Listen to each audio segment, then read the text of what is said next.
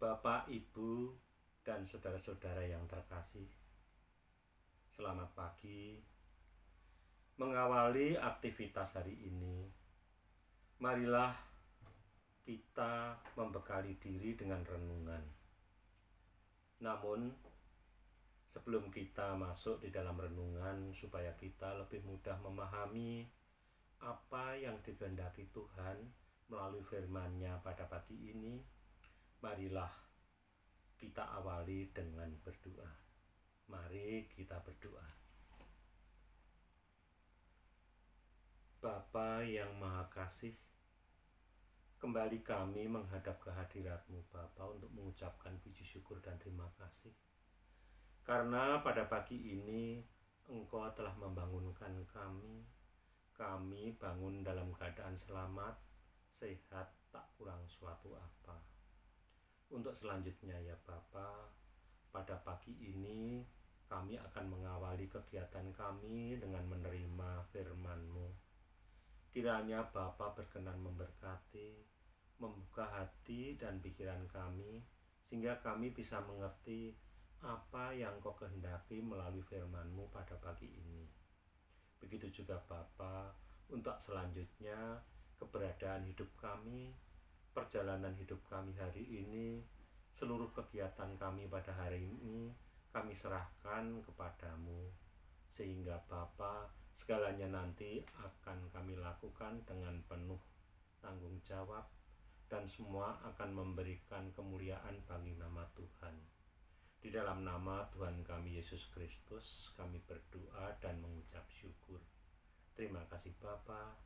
Amin. Bapak, Ibu, dan saudara-saudara yang terkasih, firman Tuhan yang menjadi dasar renungan pada pagi ini saya ambilkan dari Injil Matius 4 ayat yang pertama sampai dengan yang 11, yang demikian firman-Nya. Maka Yesus dibawa oleh Roh ke padang gurun untuk dicobai iblis. Dan setelah berpuasa 40 hari dan 40 malam, akhirnya laparlah Yesus. Lalu datanglah si pencoba itu dan berkata kepadanya, "Jika engkau anak Allah, perintahkanlah supaya batu-batu ini menjadi roti." Tetapi Yesus menjawab, "Ada tertulis, manusia hidup bukan dari roti saja, tetapi setiap firman yang keluar dari mulut Allah." Kemudian iblis membawanya ke kota suci dan menempatkan dia di bumbungan bait Allah. Lalu berkata kepadanya, "Jika engkau anak Allah, jatuhkanlah dirimu ke bawah, sebab ada tertulis, mengenai engkau ia akan memerintahkan malaikat-malaikatnya, dan mereka akan menantang engkau di atas tangannya, supaya kakimu janganlah terantuk kepada batu." Yesus berkata kepadanya, "Ada pula tertulis, janganlah engkau mencobai Tuhan Allahmu." Dan iblis membawanya pula ke atas gunung yang sangat tinggi dan memperlihatkan kepadanya semua kerajaan dunia dengan kemegahannya. Dan berkata kepadanya, "Semua itu akan kuberikan kepadamu jika engkau sujud menyembah Aku." Maka berkatalah Yesus kepadanya, "Nyahlah iblis, sebab ada tertulis, engkau harus menyembah Tuhan Allahmu, dan hanya kepada Dia sajalah engkau berbakti." Lalu iblis meninggalkan dia, dan lihatlah, malaikat-malaikat datang melayani Yesus. Bapak, Ibu, dan saudara-saudara yang terkasih, adapun nats yang akan lebih saya utamakan sebagai dasar renungan pada pagi ini, saya ambilkan dari ayat yang keempat, yang demikian firman-Nya. Tetapi Yesus menjawab, ada tertulis, manusia hidup bukan dari roti saja, tetapi dari setiap firman yang keluar dari mulut Allah. Adapun judul daripada renungan pada pagi ini adalah hidup yang berkenan kepada Tuhan. Bapak, Ibu, dan saudara-saudara yang terkasih, di dalam setiap diri manusia dapat dibagi menjadi dua, yaitu kemanusiaan secara jasmani atau duniawi dan kemanusiaan batin atau rohani. Walaupun keduanya berbeda, akan tetapi tidak dapat dipisahkan. Begitu juga walaupun keduanya berbeda, tetapi saling melengkapi.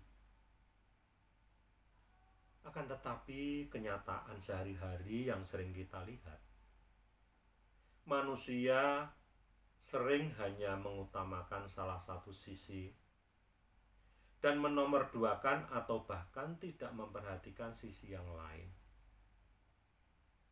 Atau malah kadang-kadang salah satu sisi dilawankan dengan sisi yang lain. Manusia semestinya harus mengusahakan, baik itu sisi keduniawian atau sisi kerohanian, keduanya harus dijalani secara seimbang di bawah kuasa Tuhan. Di dalam Matius 4 ayat 1 sampai dengan yang 11 yang menjadi bacaan kita pagi ini, diceritakan tentang pencobaan iblis terhadap Tuhan Yesus. Dalam pencobaan ini, iblis berusaha menghancurkan kesetiaan Tuhan Yesus kepada Allah Bapa. 3 hal yang dijadikan sasaran dalam pencobaan iblis kepada Tuhan Yesus, seperti yang tercantum dalam 1 Yohanes 2 ayat yang ke-16, yaitu keinginan daging, keinginan mata, dan keangkuhan hidup. Dalam hal keinginan daging terlihat dalam godaan batu dijadikan roti. Sepertinya sudah tidak puas atau tidak percaya dengan berkat pemeliharaan Allah. Begitu juga walaupun belum saatnya, kelihatannya nggege mongso supaya Tuhan Yesus segera memperlihatkan mukjizat. Cobaan iblis itu tentunya berlawanan dengan kehendak Tuhan. Karena Tuhan telah menciptakan berbagai macam hal di dunia berdasarkan kegunaannya masing-masing. Oleh karena itu, Tuhan Yesus memberi jawaban, ada tertulis, manusia hidup bukan dari roti saja, tetapi dari setiap firman yang keluar dari mulut Allah. Ayat yang keempat. Merasa tidak berhasil dengan godaan pertama, iblis menyuruh Tuhan Yesus melompat dari atap bait Allah. Pasti Allah akan memerintahkan para malaikat untuk menolong Tuhan Yesus, sehingga kakinya tidak akan terantuk batu.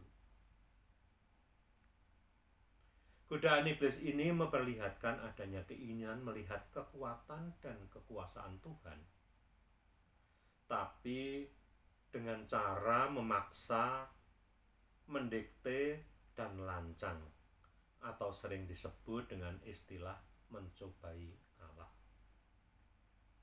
Sehingga Tuhan Yesus mengatakan, janganlah engkau mencobai Tuhan Allahmu.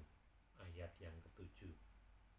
Pada godaan yang ketiga memperlihatkan sifat sombong di hadapan Tuhan Allah, dengan cara iblis mempunyai keinginan disembah oleh Tuhan Yesus, sehingga Tuhan Yesus mengusir setan dan berkata, engkau harus menyembah Tuhan Allahmu, dan hanya kepada Dia sajalah engkau berbakti.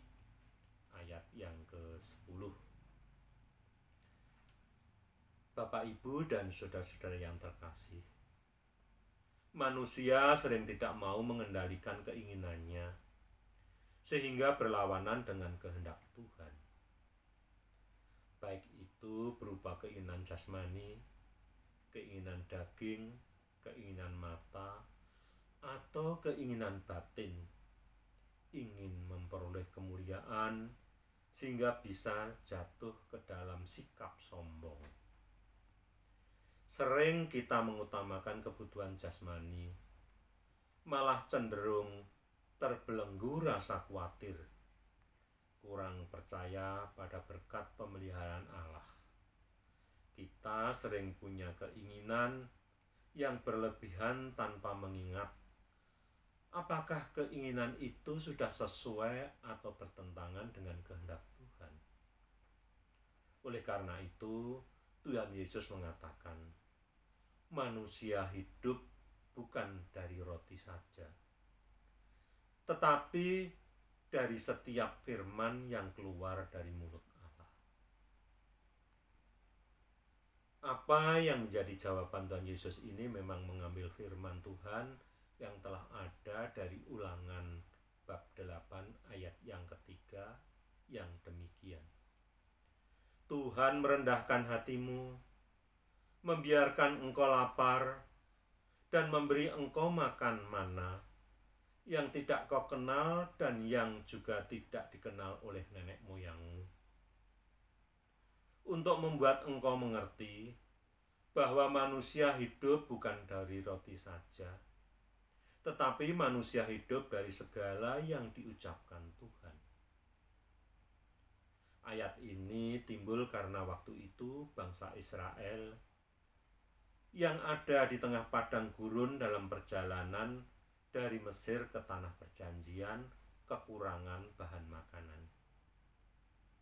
Karena kurang sabar akan saat yang tepat, Tuhan bertindak memenuhi kebutuhan makanan mereka. Mereka menyalahkan Musa dan Harun yang telah memimpin keluar dari tanah Mesir dengan mengatakan, "Kamu telah membawa kami keluar ke padang gurun ini untuk membunuh seluruh jemaah ini dengan kelaparan." Itu kata mereka.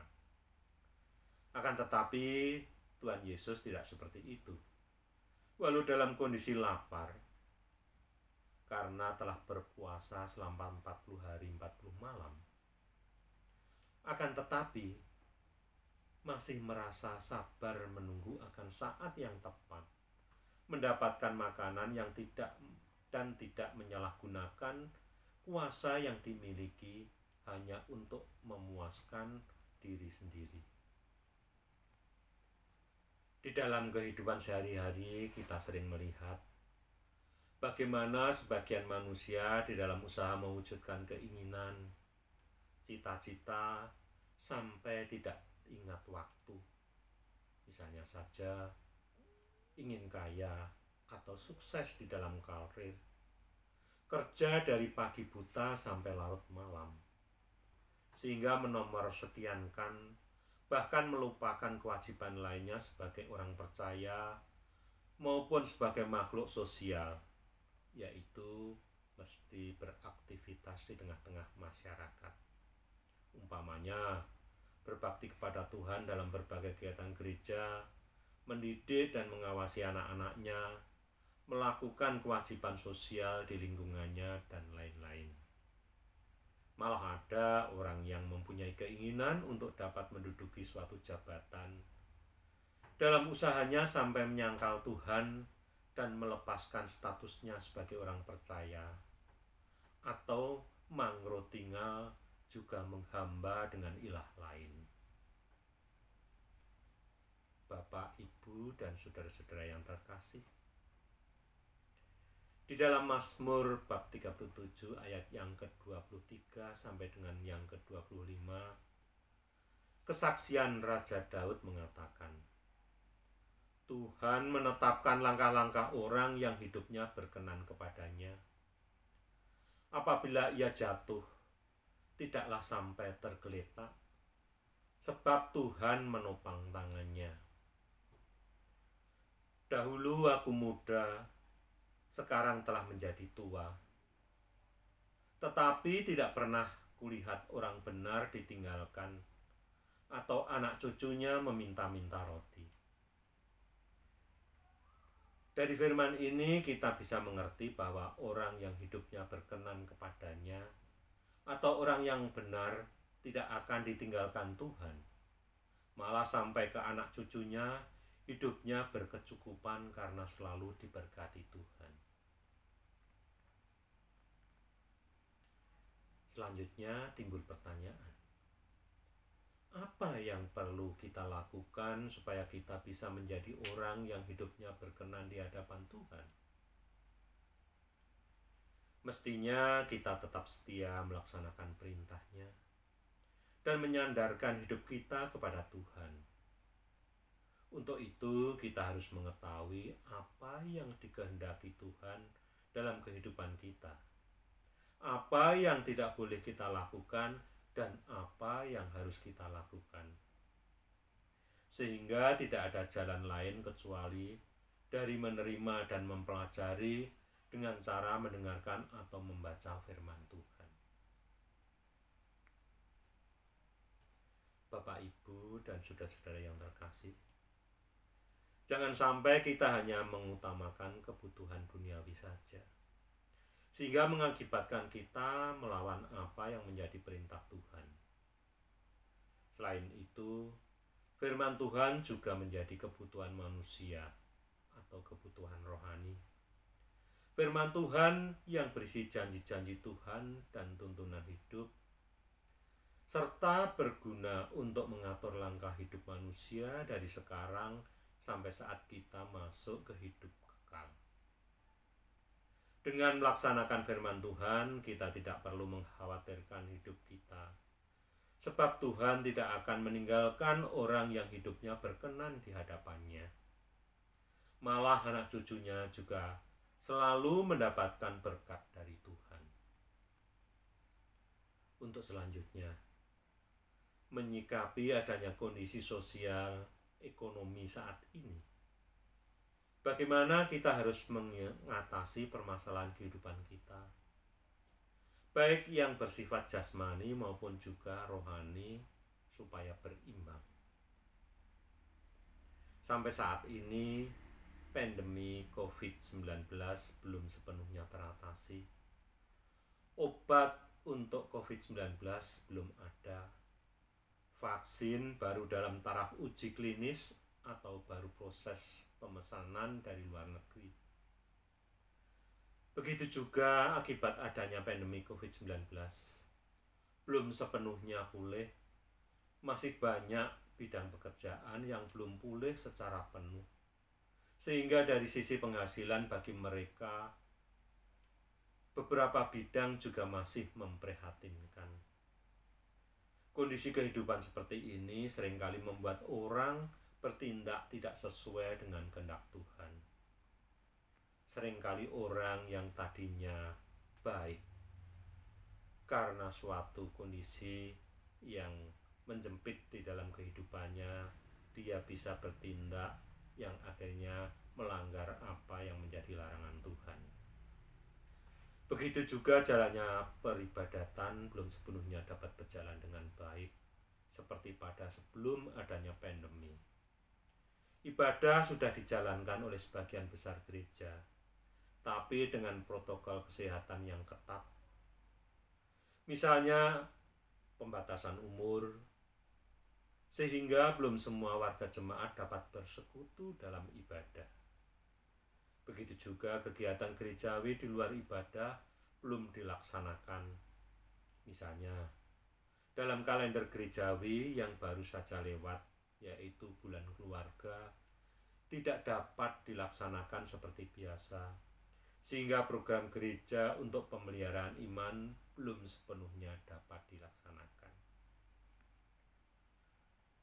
Bapak, Ibu, dan saudara-saudara yang terkasih, dari firman Tuhan yang menjadi dasar renungan pagi ini, yaitu dari Matius 4 ayat yang pertama sampai dengan yang ke-11, terkhusus ayat yang keempat, maupun dari Mazmur 37 ayat yang ke-23 sampai dengan yang ke-25, kita dapat mengambil beberapa poin dasar di dalam kita melangkah dalam kehidupan saat ini, antara lain. Yang pertama, sabar. Kita harus sabar menunggu saat Tuhan akan bertindak. Kita harus percaya bahwa Tuhan akan memberikan yang terbaik untuk kita pada saat yang tepat. Yang kedua, menggunakan kekuasaan atau bersikap secara bijak. Kekuasaan atau kewenangan seringkali menjadi godaan bagi pemegangnya, apalagi dalam kondisi yang sulit. Walau kita mempunyai kekuasaan atau kewenangan, tidak semestinya menyalahgunakan kekuasaan atau kewenangan itu hanya untuk memenuhi nafsu atau kepentingan pribadi. Yang ketiga, hidup kita harus tetap berkenan di hadapan Allah. Orang yang hidupnya berkenan di hadapan Allah pasti selalu akan mendapat penyertaan, bimbingan, dan pertolongan Tuhan. Tuhan selalu menjaga setiap langkah dalam kehidupan kita. Bahkan kesejahteraan hidup kita akan dijamin sampai anak cucu kita. Oleh karena itu, dalam kondisi yang cukup memprihatinkan seperti saat ini, atau kapanpun kita menghadapi kesulitan atau permasalahan hidup, marilah kita tetap sabar, bijak dalam bersikap, dan menjaga agar hidup kita tetap berkenan di hadapan Allah. Tuhan pasti memampukan kita melaksanakan itu semua. Tuhan memberkati kita semua. Amin. Bapak Ibu yang terkasih dan saudara-saudara yang terkasih, untuk menutup renungan pada pagi ini, marilah kita tutup dengan doa. Puji syukur dan terima kasih kami aturkan kehadirat-Mu Bapa, karena Engkau telah berfirman kepada kami. Untuk selanjutnya, buka hati dan pikiran kami, mampukan kami bisa mengerti apa yang Kau kehendaki melalui firman-Mu pada pagi ini. Dan selanjutnya Bapa, kami mohon kiranya Roh Kudus juga berkarya di dalam hati kami, sehingga kita selalu bersemangat untuk melaksanakan dan mampu melaksanakan apa yang Kau kehendaki di dalam kehidupan kami. Banyak dosa dan kesalahan kami, kiranya Tuhan berkenan mengampuni. Di dalam nama Tuhan kami Yesus Kristus, kami berdoa dan mengucap syukur. Terima kasih Bapa. Amin.